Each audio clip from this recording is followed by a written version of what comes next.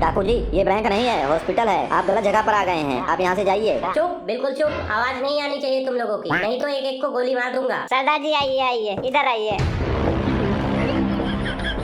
Doctor कौन है यहाँ पे? जी बताइए, मैं हूँ डॉक्टर। मुझे जानते हो? नहीं तो, मैं नहीं जानता। मेरी बात ध्यान से सुनो। मेरे पीछे 11-11 मुल्कों की पुलिस लगी हुई है। तुम्हें प्लास्टिक सर्जरी करना है मेरे मुंह का। प्लास्टिक सर्जरी करवाने के लिए प्लास्टिक हम अपने घर से लाके दे देंगे, तुम्हें सिर्फ लगाना है। ये बताओ कितना प्लास्टिक लगेगा? जितना भी प्लास्टिक लगेगा बता देना, हम बाद में आपको उतनी प्लास्टिक लाकर दे देंगे अपने घर से। और क्या क्या सामान लगेगा बता दीजिए सब। सर्जरी में बहुत सारा सामान लगेगा, हमारे पास इतना सामान नहीं है। आप किसी बड़े हॉस्पिटल में जाइए, यहाँ पर नहीं हो पाएगा। जितना भी प्लास्टिक लगेगा आपको मिल जाएगा, आप टेंशन मत लो, बेफिक्र होके सर्जरी करो हमारा। उस प्लास्टिक से प्लास्टिक सर्जरी नहीं होता है, ये एक स्पेशल तरह की मटेरियल होता है। जितना तुमको बोला जाए उतना करो, नहीं तो गोली मार दूंगा तुमको, समझे? ओए डॉक्टर, ये सब छोड़, तू बता। हमारे सरदार जी किसी के पहचान में ना आए, इनका मुंह बदलना है, तू क्या कर सकता है इनके लिए? उसके लिए हम नया मुंह लगा सकते हैं। हमारे पास बहुत ही पुराना मुंह पड़ा हुआ है, किसी कस्टमर का था, उसने मंगवाया था, वो आपको लगा सकते हैं। वो भी हमारे पास स्टॉक में पड़ा हुआ है। आपने पहले कभी मुंह बनाया है? जी जी, हम बहुत तरीके का मुंह बना लेते हैं। अगर चोरी में पकड़े जाते हैं तो गरीबों की तरह मुंह बना लेते हैं,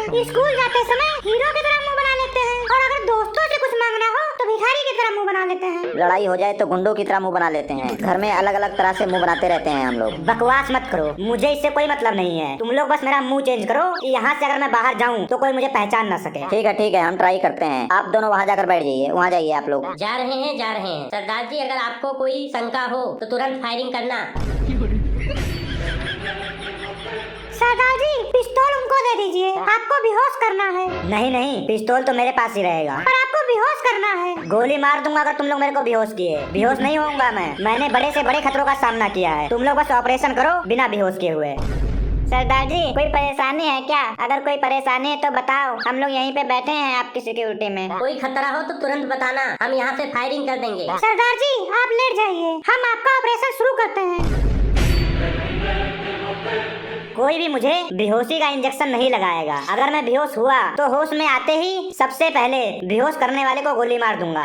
आप टेंशन ना लो, ऑपरेशन आपके जानकारी में होगा, आपको फील आएगा, आपको महसूस होगा कि आपका ऑपरेशन हो रहा है। मोनू, फेस पर निशान लगा जहाँ से काटना है। रेखमाल ला, रेखमाल इसके मुंह पे पहले मैं रगड़ता हूँ। रेखमाल क्यों? जंग लगाया क्या मेरे मुंह पर? नहीं सरदार जी, फेस के ऊपर रगड़ने से ना खुरदरा हो जाएगा, फिर उसके बाद दूसरा जो फेस है वो चिपकाया जाएगा ताकि वो जल्दी छूटे ना। मोनू, तू रेखमाल रगड़ करना, मालिश कर जल्दी से, रेखमाल रगड़ कर।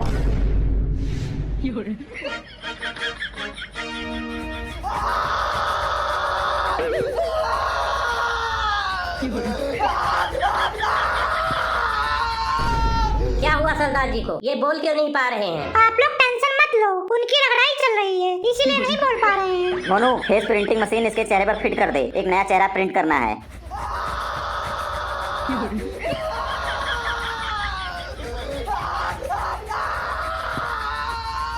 लग गया यार, मशीन चालू कर देते हैं, 15 मिनट में इसका फेस प्रिंट हो जाएगा। मशीन चालू कर दे, 15 मिनट में इसका नया फेस तैयार हो जाएगा।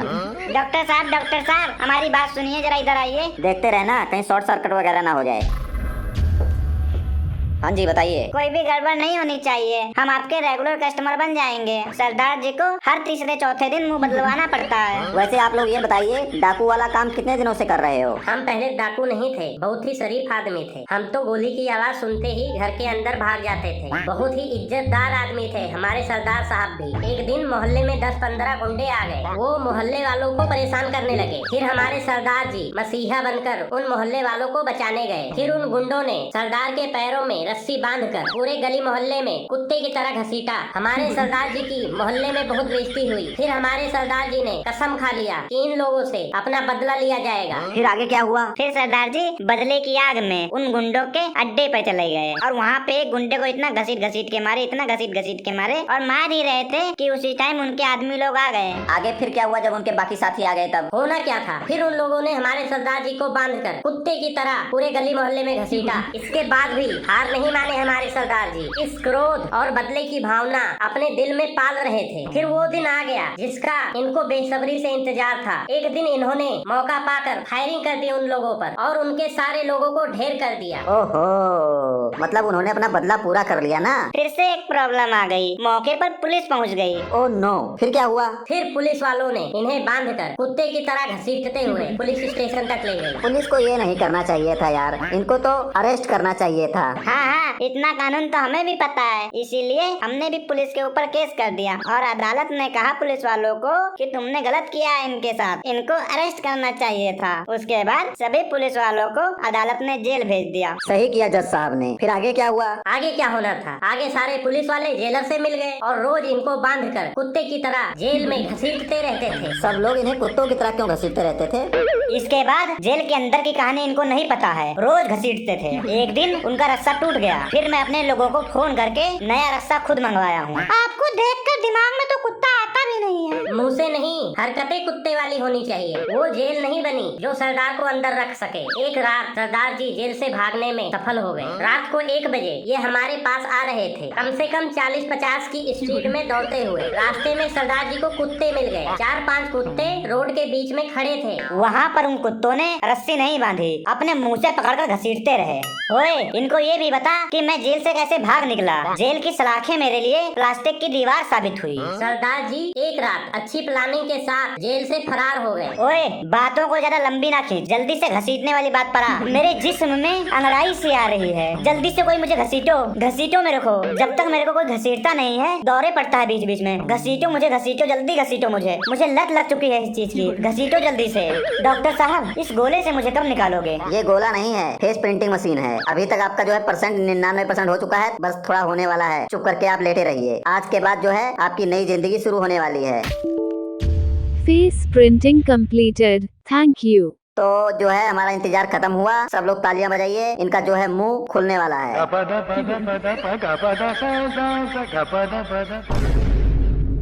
ये क्या किया रे तूने तो इन्हें केजरीवाल बना दिया। चेंज करो ये मुंह जल्दी से। पूरी दुनिया में तुझे यही मुंह मिला था, दूसरा मुंह लगाओ मेरे। चेंज करो जल्दी से। आप लेट जाइए। मोनू, मशीन दोबारा लगा दे इनके मुंह पर।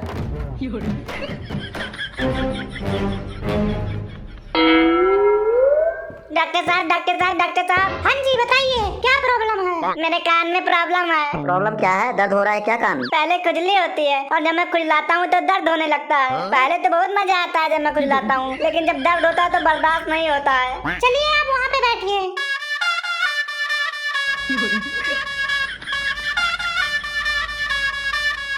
ठीक है, मैं देख लेता हूँ, आप टेंशन ना लो। ओहो, ये तो बहुत प्रॉब्लम है यार, सच में यार काफी दिक्कत है आपके कान में। मोनू, कैमरा डाल इसके कान में जल्दी से।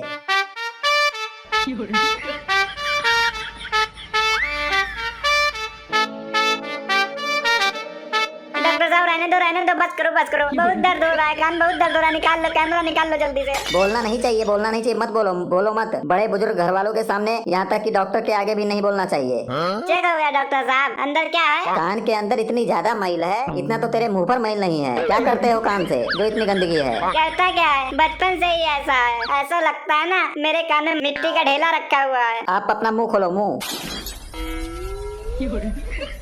आप तो मेरा मुंह, कान, नाक सब चेक कर रहे हो। कान, नाक, गला सब एक ही चीज है। ये हमारी मेडिकल साइंस के हिसाब से। आप परेशान ना हो, चुप करके बैठे रहो। फीस तो मैं एक ही चीज का दूंगा, पहले बता दे रहा हूँ। चाहे आप कान चेक करो, आँख चेक करो, मर्जी जो चेक करो। कान में होता क्या है? कान में बहुत खुजली होती है, दर्द भी होने लगता है। कान में खुजली होती है तो खुजा लिया करो। ये कौन सी बहुत बड़ी प्रॉब्लम है? किस चीज से खुजाते हो? वो जो लकड़ी होती है ना, जिसके दोनों तरफ रुई लगी होती है, उसे से खुजाता हूँ। बहुत आनंद आता है, बहुत मजा आता है। ये आप कब से खुजा रहे हो? बचपन से डॉक्टर साहब, जब से मेरी आँख खुली है तभी से। जब तू पैदा हुआ था वो रुई वाली लकड़ी पकड़ा दिए थे तेरे घर वाले कि लो बेटा खुजाओ। आपके कान के पर्दे के आगे मैल जमा हुआ है। वो जो रुई वाली लकड़ी से आपने खुजा कर जख्म कर लिया है। दर्द भी होता है ना? जी डॉक्टर साहब, खुजाता हूँ तो होता है दर्द। पहले किसी डॉक्टर को चेक करवाया आपने? हाँ डॉक्टर साहब, दिखाया था। जो गली मोहल्ले में घूमते रहते हैं ना, बस स्टैंड वगैरह के पास पगड़ी पहन के खड़े रहते हैं, वहाँ जो कान छपाते हैं लोग ना, उसी से करवाया था। अच्छा, वो लोग जो कान की मैल निकालते हैं और अपनी पगड़ी में लोहे की डंडी फंसा के रखते हैं। हाँ, वही लोग। आपको समझाने वाला कोई नहीं था। वो लोग कान को और खराब कर देते हैं। वो पहले से ही मैल साथ में रखते हैं और जेब से निकाल कर बोलते हैं कि आपके कान से मैल निकला है, देखो कितना बड़ा मैल निकला है, और पैसा ले लेते हैं उसका। इसीलिए डॉक्टर तो मैं आपके पास आया हूँ, आपका बहुत नाम सुना हूँ। ज्यादातर जो है कान कब खराब होते हैं आपको पता है? जब आप लोगों की गंदी बातें सुनते हैं, कान लगा कर। चुगली भी सुनने से कान खराब होता है, ऊंची आवाज में गाना सुनने से भी कान खराब होता है। कान में 5 तरह के पर्दे होते हैं, सबको पर्दे में रहना चाहिए, पर आपके 2 पर्दे फट चुके हैं। खुजा खुजा कर आपने अपने 2 पर्दे फाड़ लिए हैं। मतलब अभी 3 पर्दे बचे हैं सुरक्षित, पर क्या करूं डॉक्टर साहब, खुजली नहीं मिटती है ना। ये जो खाज हो रहा है, आपको खुजली होती है, ये केवल कान में ही होती है कि पूरे शरीर में होता है? ज्यादातर मेरे कानों में ही होता है और बहुत जोर से होता है। आप काम क्या करते हो? मजदूर हूँ डॉक्टर साहब, मजदूरी करता हूँ। ऐसे क्यों बता रहे हो मजदूरी करता हूँ? ये आपको खुश होकर बताना चाहिए कि मैं मेहनत मजदूरी करता हूँ। इतना मायूस होकर क्यों बता रहे हो? हम लोग भी यहाँ मेहनत मजदूरी करते हैं, खुश होकर बोलो कि मेहनत मजदूरी करता हूँ। बचपन में कहीं आप इधर से थप्पड़ उप्पड़ तो नहीं खाए थे? थप्पड़ तो नहीं पड़ा था आपको? घर में जो बहुत सुंदर बच्चा होता है उसको सब लोग लाड प्यार से थप्पड़ मारते रहते हैं। सुंदर बच्चा कहाँ है? मैं हूँ, मैं बचपन से ही सुंदर हूँ। डॉक्टर साहब ये सब छोड़िए, बताइए सही कैसे होगा? इसका कुछ इलाज कीजिए, मैं बहुत तकलीफ में हूँ। इसका इलाज यही है, फालतू की बातें मत सुना करो, गाली गलौज ना सुना करो। मोहल्ले में फालतू क्या हो रहा है उस पे सब पे ध्यान मत दिया करो। अच्छे अच्छे भजन सुना करो, कीर्तन सुना करो, जो है अपने घर वालों का सुनो, अपने बड़े बुजुर्गों का सुना करो, अपने बीवी बच्चों का सुना करो। बीबी तो बोली है कि जाके अपना कान चेक कराओ, तभी तो आया हूँ मैं। पहले भी आपने कुछ दवाई ववाई डाला इस कान में? कभी दवाई ववाई तो नहीं डाला हूँ, लेकिन घर में सरसों का तेल गरम करके मिर्चा प्याज लहसुन सब डाल के रोज 2-2 बूंद डालता था। कान में तड़का लगा रहा था तू? तेरा कान है कि अरहर की दाल जो तू रोज तड़का लगा रहा था उस कान में? कान में तो तेल डालना ही नहीं चाहिए। आप धनिया पुदीना लहसुन पता नहीं क्या क्या डाल रहे हो। हमारे मोहल्ले में एक बहुत बुजुर्ग आदमी है, उन्होंने ही बताया था, उन्होंने ये सलाह दी थी मेरे को। तो यहाँ क्या करने आए हो? जाओ उसी आदमी से अपने कान का इलाज करवा लो। सरदार जी भागो भागो, पुलिस आ गई। सरदार जी भागो। सरदार जी भागो पुलिस।